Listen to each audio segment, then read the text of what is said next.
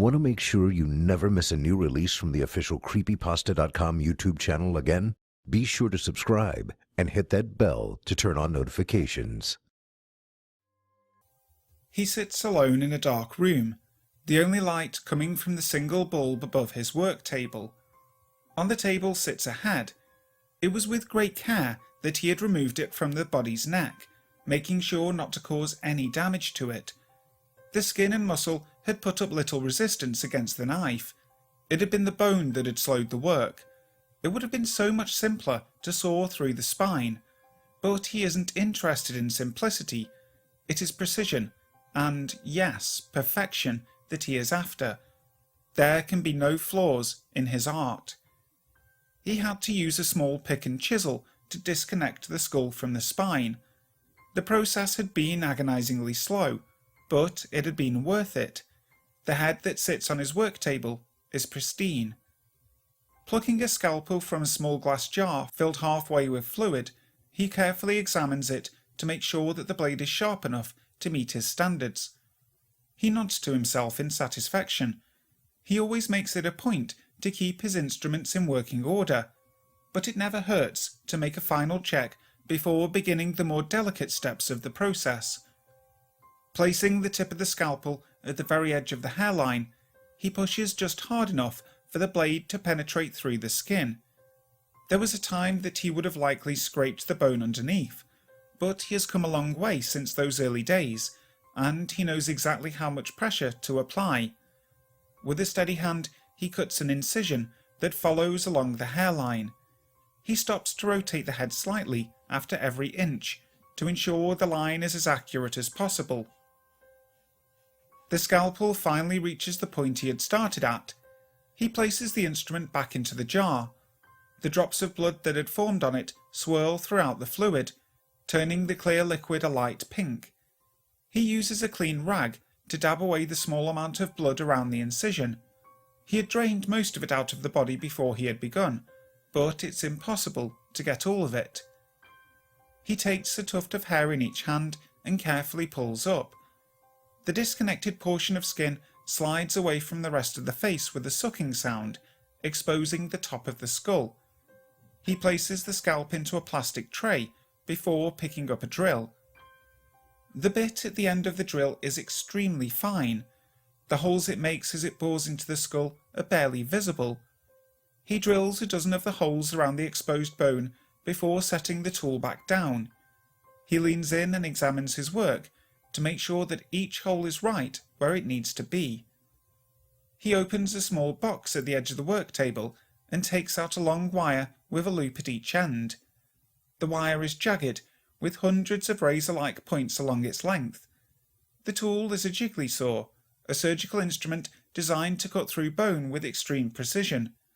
He slips the wire through the holes and moves it back and forth, pulling just hard enough for it to penetrate and tear at the bone. The cuts are smooth and straight as they connect the holes together. Finishing the task, he returns the saw to its case and closes the lid. The top of the skull comes off without any resistance.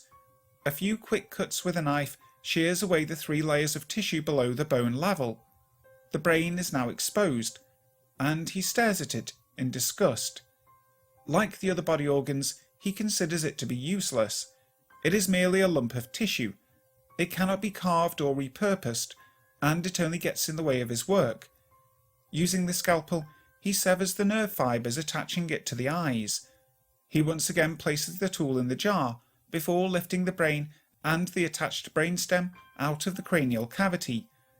He drops the organ into a trash bag without giving it a second thought before sliding the eyes out of the sockets. It takes a few minutes for him to clear out the fluid from inside the cavity. He uses a small cotton pad to wipe the bone clean, making sure to get it completely dry. He always finds this part of the process to be relaxing, even soothing. He often wonders if other artists feel the same way as they set up a new canvas on an easel or clear debris off a fresh block of stone. It's ritualistic, and there is comfort in that ritual. Using a tiny chisel and hammer, he begins the long process of carving an intricate series of symbols and designs on the inside of the skull. He is not naturally gifted as a scrimshander, and it has only been through intense practice over many years that he has been able to get his skills up to a level that he is satisfied with.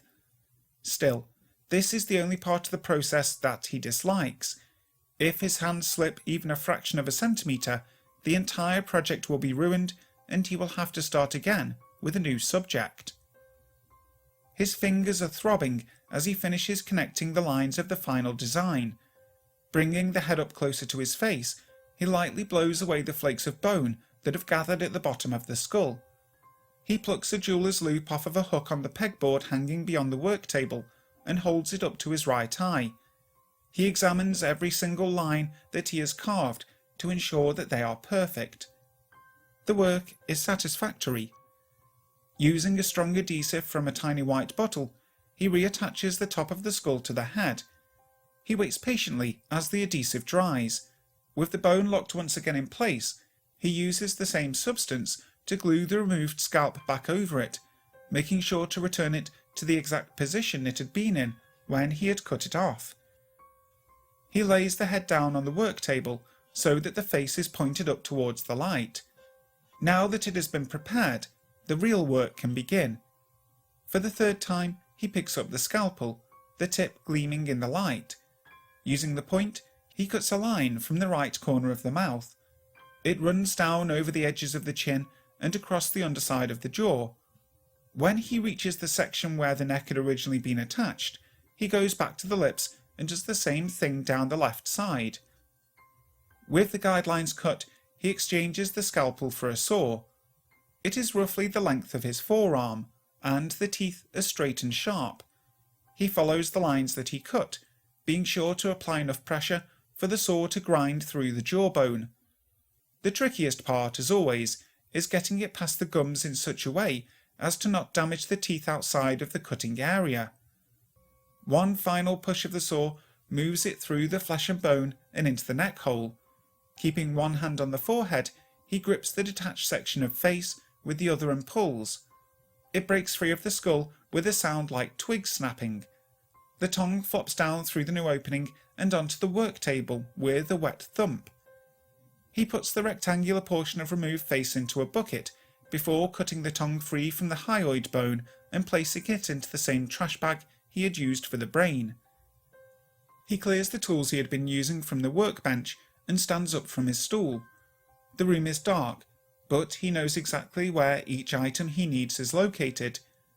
He shuffles away from the light on his long, thin legs and disappears into the gloom. When he returns a few minutes later, he places 4 items on the side of the work table. A jar filled with greyish-white orbs floating in sickly brown fluid, a shoebox, a cup holding thick bolts and nuts, and a heavy hand-crank drill. He sits back down on the stool with a sigh. He removes the lid of the shoebox and pulls it towards him. Inside the box is a large block of wood. It is solid oak, and it feels smooth to the touch as he removes it from the cardboard box. Setting it down on the work table, he takes a black case off of the pegboard and opens it. Inside are a wide variety of woodworking tools. He lays them out one at a time in a neat line in front of him. Over the next hour, he skillfully carves the block of wood. He works very quickly as he cuts and shapes the oak. He doesn't take his eyes off it, even when he switches tools. There's no need. A frenzy of activity finally slows before eventually stopping. In his hands is a perfect wooden replica of the section of head that he had removed. Every detail is exact, right down to the chip in the lower right cuspid tooth and the small scar on the chin. Nodding to himself, he rubs down the finished work with a piece of sandpaper to remove any remaining shards or splinters. He inserts the wooden replica into the hole in the bottom of the head and aligns it properly. The next step is to drill 2 bolts into the head through the cheeks, one on each side. The old hand-crank drill squeaks as he applies pressure and turns it. The bolt turns clockwise as he cuts down through the layers of skin, then into the muscle. There's a loud crack as he pushes through the bone. There's more resistance now, as it presses into the wooden replica, but soon he has the bolt in place. He repeats the process on the other side of the face. He is almost finished. He unscrews the lid of the jar and takes one of the orbs out of the thick liquid. He holds the preserved eye in his palm and examines it. Normally, when a person dies, the cornea of the eye clouds over after an hour or two, taking away that spark of life that not even the best artificial eyes can duplicate. The eye then becomes flaccid before eventually decaying away. Using just the right chemical mixture, however, he is able to preserve the eyes. The solution he has created hardens them into a rock-like consistency, while never allowing them to lose that spark, that indescribable something that makes them seem alive. It had taken him a long time to work out the mixture, but the end result is worth it. Being careful not to scratch the preserved eye, he places it into the head's open right socket. He makes sure that it's facing straight ahead before taking another one out of the jar and pushing it into the left socket. The head is finished. He feels a sense of satisfaction as he sits up and looks down at the result of his efforts. He reaches out into the darkness behind him and pulls on a beaded chain. A second light bulb hanging from the ceiling comes to life, illuminating another section of the room. There is one last task to perform. In the centre of the light, supported by a tall metal pole, is the body the head was originally attached to. He has already taken care of the necessary alterations. The body is now a combination of biological and wooden parts. The hands and feet are flesh and bone, but the fingers and toes are the same oak as the lower mouth and jaw.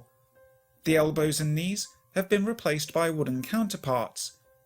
The connection between the waist and spine has been completely rebuilt. Every joint is replaced with bolts and hinges. The result is that every movable part of the body can now swing in any direction. He has, in essence, created a human marionette. It is dressed in a fine Italian suit with a small red flower in the coat lapel. He slides the head onto the top of the spine and bolts it on. There is a loud click as it locks in place. He brushes a stray bit of string off of the shoulder before narrowing his eyes. "Live," he says in a voice that sounds like he's breathing the word instead of speaking it. The eyes turn slowly in their sockets and focus on him. The new wooden mouth opens and closes on its hinges, as if the creature is trying to speak but cannot. He reaches around the body and releases the hooks attaching it to the metal pole. It remains silent as it watches him. Almost before he is able to release the final hook, the door to the room opens. Warm yellow light from the hallway streams in, and he turns towards it. A short silhouette stands in the doorway, one hand on the frame. "Is my new doll ready, Papa?" the girl asks politely. "It is indeed," he replies with a wide smile. "I just finished. What do you think of it, child?" "Oh, it's wonderful," she exclaims, coming into the room to get a better look. "I love it. Thank you, Papa." "You are very welcome. What will you name him?" "I think I'll call him Mr. Dobbs. Is that a good name?" "It is a splendid one. Why don't you take him to meet the others?" "Yes, Papa. We were just about to have a tea party. Come along, Mr. Dobbs." The creature takes a step towards the girl obediently. It walks oddly on its hinged legs, like a figure from an old stop-motion animation film. She holds out her hand to it, and it gently takes it. They start to leave the room when the girl looks back over her shoulder. "Papa?" she asks. "Yes, child," he answers. "If you make me another doll, can it be a girl? I've only got one of those, and quite a few boys." The puppeteer nods, his grin widening. "Of course, I know just the one."